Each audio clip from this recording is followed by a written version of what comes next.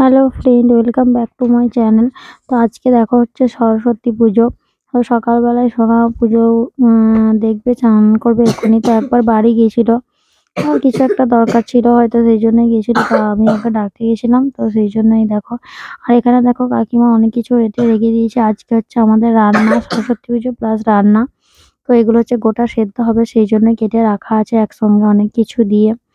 আর এখানে দেখো আমার ভাইঝি রেডি হয়ে নিচ্ছিল, পুজো দেখতে যাবে, তাই ওর সাথে একটু ইয়ার্কি করছিলাম। আর এদিকে আমিও স্নান টান করে রেডি হয়ে গেছি, সোনাকে পাঠিয়েও দিয়েছি। তো আমিও একবার যাব এবার। তার এখানে একটা জিনিস তোমাদের দেখাই, দেখো বললাম তো আজকে রান্না। তো কাকিমা এখানে দেখো রান্না করতে শুরু করে দিয়েছে।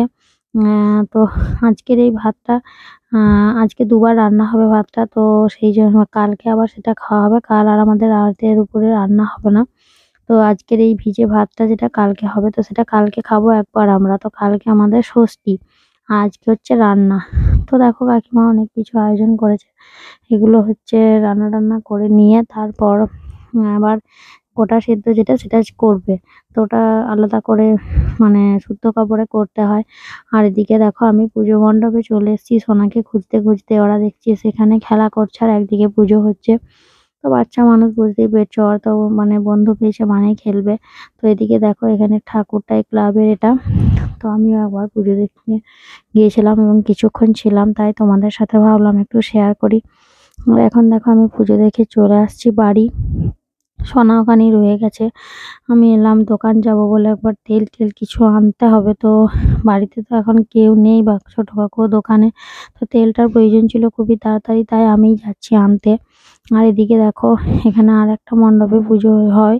তো এই যে এখানে বামুন ঠাকুর চলেও এসছে, আমি আর একবার এসছিলাম। আর এখন দেখো বাড়ি এসে সকাল থেকে খাইনি বলে সোনাতে আমাতে ভাত খেতে বসে গেছিলাম। তো খেয়েও নিলাম। আর এদিকে কাকিমা দেখো সমস্ত রান্নার পরে এখানে গোটা সেদ্ধটা চাপিয়ে দিয়েছে, এই যে হচ্ছে সবকিছু। তো এটা ঢাকনে হওয়ার পর এটা কাল আমাদেরকে খাবো আমরা সবাই মিলে। তো এই যে আর এখন দেখো রাত্রে অনুষ্ঠান হচ্ছে। আমরা এদিকে অনুষ্ঠান দেখতে চলে এসেছি, বিকাল থেকেই শুরু হয়ে গিয়েছিল অনুষ্ঠান। তো এখন অনেকটাই সন্ধ্যা হয়ে গেছে, এরপর নাচের গানের অনুষ্ঠান হবে।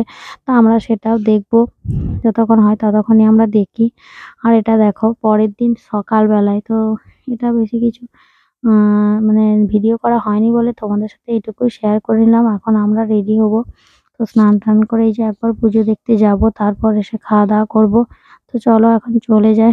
আজকের এই ছোট্ট ব্লগটি কার কার ভালো লাগলো প্লিজ কমেন্ট করে জানিও।